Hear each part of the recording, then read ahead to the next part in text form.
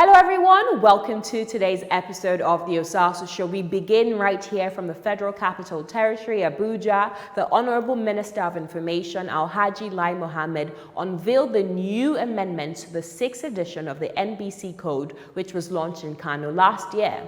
The minister said these provisions seek to catalyze the growth of the local industries. It also seeks to create jobs for our teeming creative youths and create opportunities for the sector through effective regulatory intervention. Yet, industry players are kicking against the provisions of the code. MultiChoice, for instance, has said through its subsidiary Supersports, which owns the rights to EPL in Nigeria, as well as the UEFA Champions League, that when the time for renewal comes up, they will not be renewing after the 2020-2021 football season.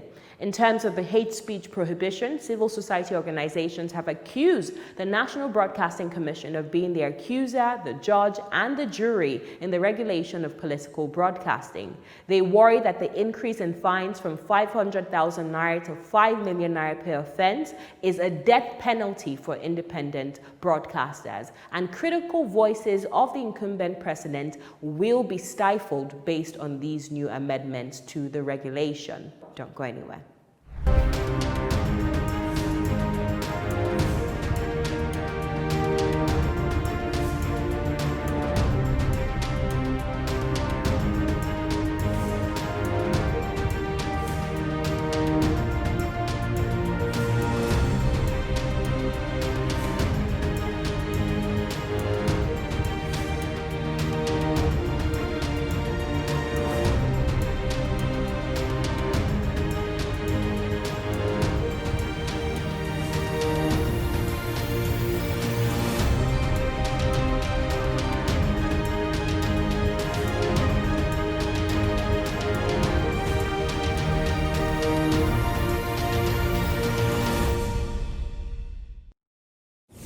Professor Armstrong Idachaba, the Acting Director General of the National Broadcasting Commission, welcome to today's program.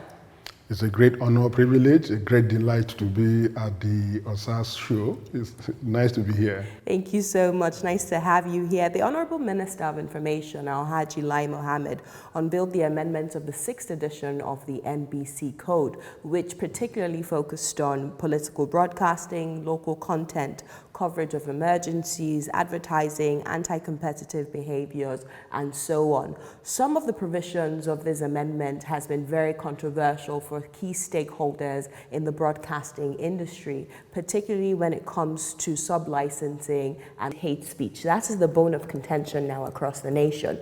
Is it the NBC, and what do you define as hate speech? What makes this not a politically motivated agenda? The Minister of Information is a political appointee. So if I, as a broadcast journalist, speaks against the killings in southern Kaduna, or speaks against the the alleged ambush on the governor of Borno State's convoy, where he said it was, a setting party that ambushed his convoy, does that constitute hate speech? What is hate speech, and who determines that, and who levels up these fines? Brilliant, Osasu. And I think that the point you made was much alluded to by Professor Iridia yesterday. I monitored him much later on Channels Television, where he made the point strongly about creating a technocratic and partially bureaucratic regulator. Of course, his position is that the regulator ought to be isolated completely from political interference. But what do we have in Nigeria? I think that there's a misunderstanding of the actual levels of intrusion, assumedly, by the political class. The Honorable Minister for Information and Culture sits at the top of the political architecture. And what does he do? Basically, as a policy maker, he has policy oversight, not just only over the NBC. There are up to like 13 parastatals that the minister actually supervises. And at the level of the agencies, you have mostly public servants that are driving the process. At the NBC, as you know, apart from being a public servant, civil servant, I also into the academia. I do a lot of mass communication teaching. And we have lots of my colleagues are technocrats. They're people who built their career, in the commission. Some of us, Prof, we know 30 years. who pays the piper dictates the tone. If the policies are coming from the Minister of Information, who is a partisan individual, how can we, the licensees, we, the participants in the broadcast industry, feel comfortable enough to speak out against a government that appointed him? Yes.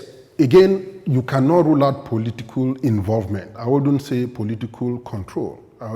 Even at the level of the Federal Communications Commission in America, most of the chairmen that are appointed to head the FCC are obviously aligned to political parties.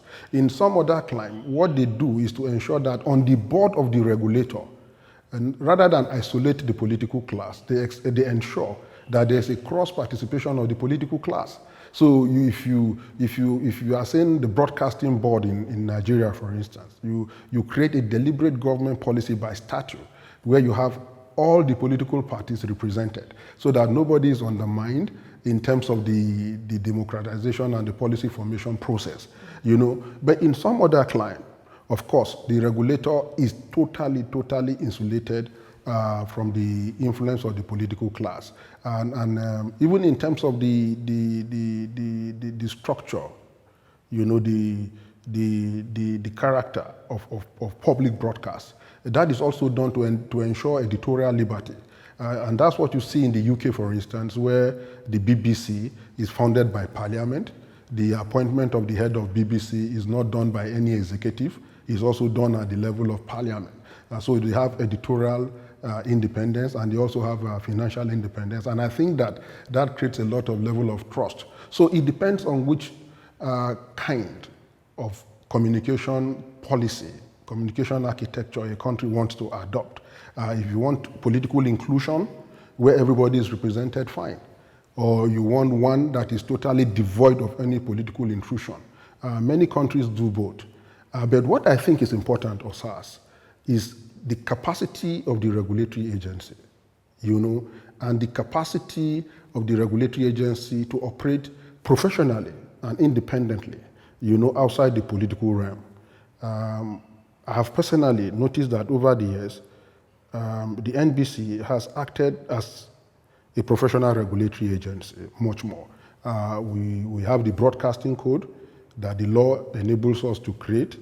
But in the course of creating the code, we do cross-industry participation. All political parties are invited. They make their comments. We aggregate those views. And once the document is out, we implement across the board without any specific levels of discrimination. But NBC as the regulator, it goes back to the question. I saw the definition. I've gone through the 6th Amendment of the code. I've seen that the fines are from heavy, severe to light. Yeah. So it still lacks the definition of what fake or hate speech is. Thank you for raising that. I think I'll give you an academic explanation. What I've seen over time is an attempt by people, apostles of freedom of expression, and I think you are one of them, to say, look, everybody has a right to expression, and everybody must be given a chance to say whatever he wants to say. But on the converse side, you know that extreme freedom or unregulated freedom is also dangerous.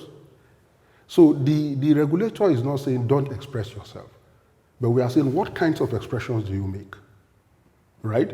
You have a freedom of expression, yes, but you don't have the freedom of expression to say this tribe of people, the Yoruba, the Igbo, they are like this, they are, and you give them a broad classification. Or you abuse somebody's father and mother, right, because he's a public officer, in a way that if someone dare do the same to you, you get angry and agitated. So what we are saying is that there must be a modicum of decency in communication. Now, on the specific question of hate, what is hate? That's the basic thing. Ask yourself, what is hate? It's easy to understand. Hate is attack on anybody on account of the person's race, his social level, his religion, or sex. Don't forget what happened in Rwanda, you know, on account of ethnicity. Most definitely. You said some people are mosquitoes, others are cockroaches. Say, God punish all these mosquitoes. Let's kill the cockroaches. It begins from hateful comment. So we're saying those are reckless. They are anti-productive. They don't build any nation.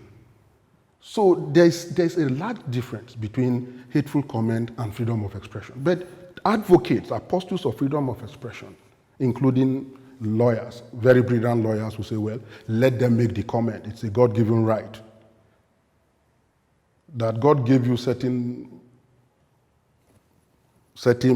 benefits, you know, certain accoutrements for human communication does not also mean that they must be used negatively. Most definitely, but perhaps their perspective also is valid in the sense that Nigerians are scared regarding the influence of the political class, because NBC is meant to be non-partisan. It is non-partisan, as you have clearly said. But Nigerians are scared about the influence of the political class on the NBC. So are you saying today categorically that NBC will work in silo of the Ministry of Information and Culture? Are you saying they will have no influence on the ways you go about regulating the broadcasting industry? I've been in the NBC for like 28 years now.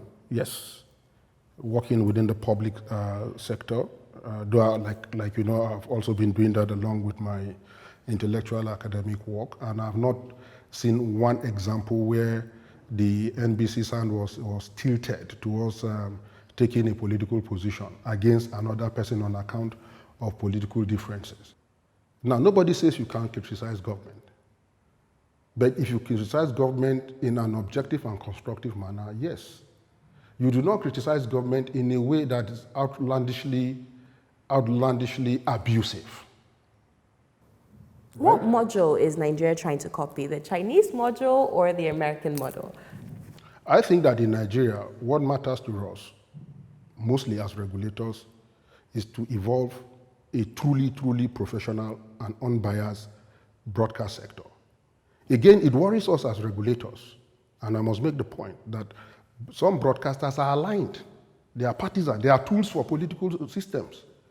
I'm glad we've touched on NBC's role and NBC's role working, you know, in silo of the political appointees. But let's talk now about those of us who are practicing in this industry, licensees of the National Broadcasting Commission. So this issue of sub-licensing is a very huge you know, bone of contention that a lot of licensees are discussing right now. So DST, MultiChoice, as we know, has the exclusive rights to Premier League and some other sporting channels. So are we saying now that due to these provisions, this new amendment that has been made to the NBC Code, those multi-million dollars, I think over $100 million they used to purchase those rights, is now wasted? So any of us can now sub-license that product? And let me give you a background, a poser as background. Why is it, have you ever thought, that our local TV cable paid service is non-existent? There's no Nigerian that's active on the pay TV platform. No Nigerian company. NBC licensed several, and I mean up to 30, you know, Nigerian firms to offer pay television services in Nigeria. None of them succeeded. Why? Because they cannot compete in the international content market. And what happens in the international content market, the people with the big purse, the global capitalists, those that call themselves dominant players, they go to acquire those rights and keep it to themselves in the guise of exclusivity, right? And deny all other operators an opportunity, you know, for sub-licensing. Now, what does that do? What it does is to create a monopolistic economy for whoever is the buyer of that content. And the person is able to maximize profit unhindered. That is why you find internet penetration in Nigeria is increasing by the day. That is why you find out that all those big monopolies that are in Nigeria break even, they make tons of money. So what we are saying is that when you go to acquire these rights, because you are acquiring them for the Nigerian market, because your intendment is to exploit, Nigerian audiences and viewers. We want you also to give back by sub-licensing to local Nigerian players that may be interested. So if you bring EPL, for instance, and you say, okay, I'm the owner of EPL. Only me can show EPL, and on my platform alone. So whoever wants to watch the Premier League will have to buy DSTV. Even if you have Star Times, you cannot watch. And if you are on open television, the open terrestrial, where our boys, low-income earners, those on the lower social radar, where they thrive, then they are denied, which is class stratification in itself, on account of content acquisition. So we are saying, look, create these windows. If you get the rights, fine. We welcome you. Invest in Nigeria, but create channels for sub-licensing. So that's another issue, because the broadcasters don't have the rights to sub-license. So for EPL, for example, with multi-choice, so once they acquire those rights, they don't have the rights to sub-license. And that's the point. If you are going to acquire your right, you know that in the National Broadcasting Code, we have clearly said you can't have exclusive rights. So whoever is giving you that right has to understand that he cannot give it to only you in Nigeria. If any other Nigerian is interested in that right, they must also discuss at mutually agreed price. Because what has happened over time is that this exclusivity clause is used to disincentivize other people who are willing to participate. They go there and tell them, right is exclusive to me. So, and then whoever goes and says, no, we don't have any business with you, it's exclusively given. So you shut the window. How do you develop an economy? We have thousands and thousands of young, promising Nigerian entrepreneurs. You know that premium content drives advertising. If those channels that they are keeping to their chest, if they make it available at lower window levels through sub-licensing to local little operators, they too will be able to attract some level of advertising. Even if you are in a little state capital and you have 2 EPL matches to play, the local traders and mechanics and new sellers there will want to place advertising. So you get a piece of the cake of the advertising revenues, simply by an arrangement of a little sub-licensing. But capitalists are greedy. Capitalists are very greedy. They are extremely self-centered. They don't want to give it out. But we know it is important for our own economy and creative subsector that this thing happens. But DG, as a licensee, TOS TV would want some exclusive content on our channel that other people cannot have access to. Yeah. Because we're trying to drive revenue, we're in business to make money, as much as we want to be able to share the piece of the cake with everybody, but we would like to keep the larger chunk for ourselves, so we can pay our overhead and also, make impact in our business sector. So how do we go about also retaining this ownership, ensuring that our channels and our content, we're able to drive people to watch our platform as TOS TV versus another channel that's also showing the same content? Now let's establish this platform. First of all, let's have an ideological, philosophical understanding of the motives of the policy. What does it intend to achieve? Like I said, to redynamize and redistribute wealth in a way that there will be more participation and more engagement and more opportunities. Now, what makes the capitalist think that by keeping content to yourself, you maximize all the profit? Chances are that by sub-licensing, you make more. In Nigeria, there are about 700 broadcast stations.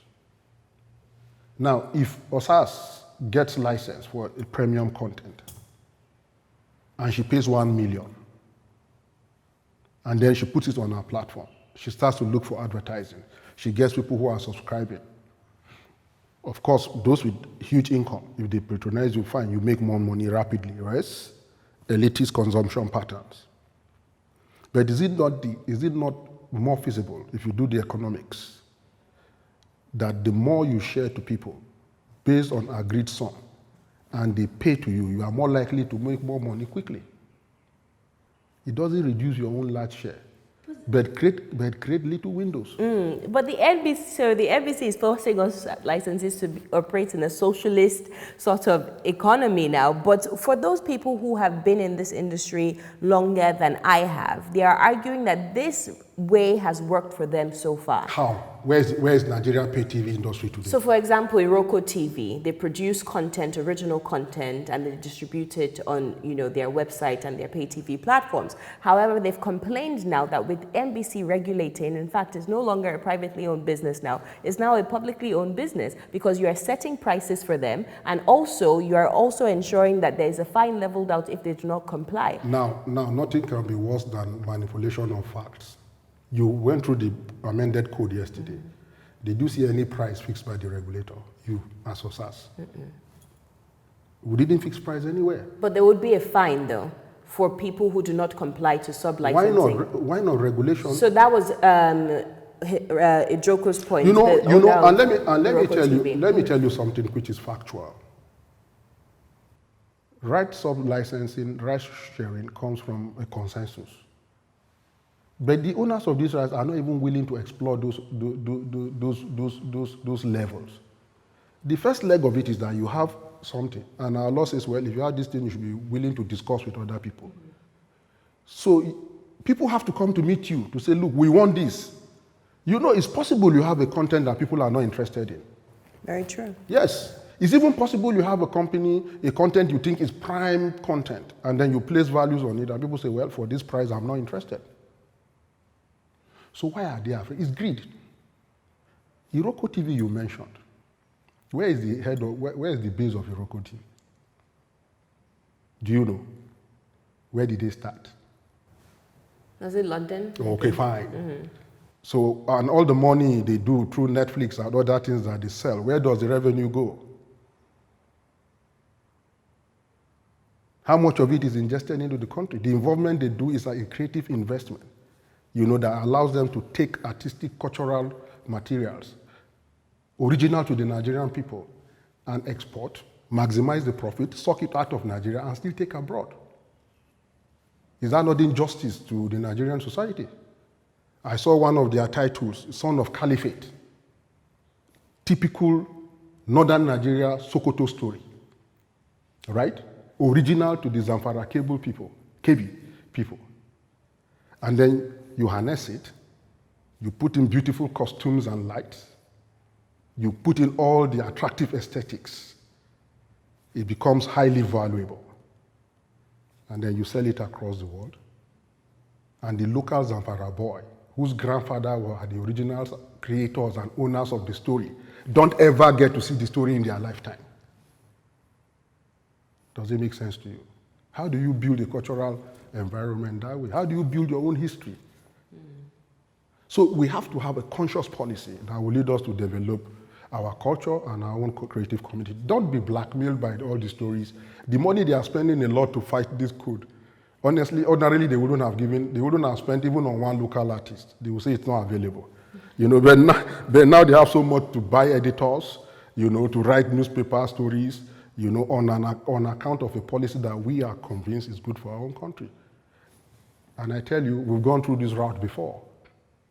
When we began the local content policy in Nigeria, when multi-choice came, they only came with foreign films on their channels. We insisted that they must carry local Nigerian content, at least 20%. They said the Nigerian films are not good, they are very poor, Nollywood, noisy, this, that, no storyline. But we put our feet down. What happened? They started acquiring those local movies on cassette, VHS. They created a channel. And they now discovered that Nigerians were very attracted to their own story. They were not even looking at quality of Okada or anything. They were happy to see Patience Uzoko. They were happy to hear Igbo language. So they now knew that this local content was even giving them more value than the so-called Oyibo content that they were bringing. That was how they went into Africa Magic 1, 2, 3, 4. Where are they now on Africa Magic? Igbo channel, Hausa channel, this channel. So it's safe to say these provisions, these amendments that were made to the 6th edition of the NBC Code are here to stay. No going back on it. Certainly no going back, because we believe it's good for our own country. Are they already operational, or are there still amendments to be done? As we speak, they are. If you want any content on any channel that you are very attracted to, approach them. If they don't give it to you, tell me. I don't know if that is a good or bad thing for those of us that are just starting up. Well, DG, thank you so much for your time. It's a pleasure talking to you and for you being here. That's it for today's program. Thank you for staying tuned. Don't forget you can watch extended clips from all segments of this program on our website, www.tostvnetwork.com. You can also find news on sustainable development and current affairs across Africa. Speaking about Africa, our symposium is coming up, the 4th edition of the Osasu Show Symposium. Themed this year, Rethinking Africa. We're bringing together erudite professors, leaders across the continent to speak about ways we can rethink and re-engineer the way we do business, the way we do politics, the way we even entertain in Africa. Follow us on social media at The Osasu Show, at TOSTV Network, at Osasu Igbenadian, and at The Osasu Show Foundation on Instagram, Facebook, and Twitter. Don't forget to download our TOS TV Network app on Google Play Store and iOS Apple Store. I'll see you same time, same place next week. Until then, keep washing your hands, practicing physical distancing, and taking very good care of your mental, emotional, and physical health. God bless you.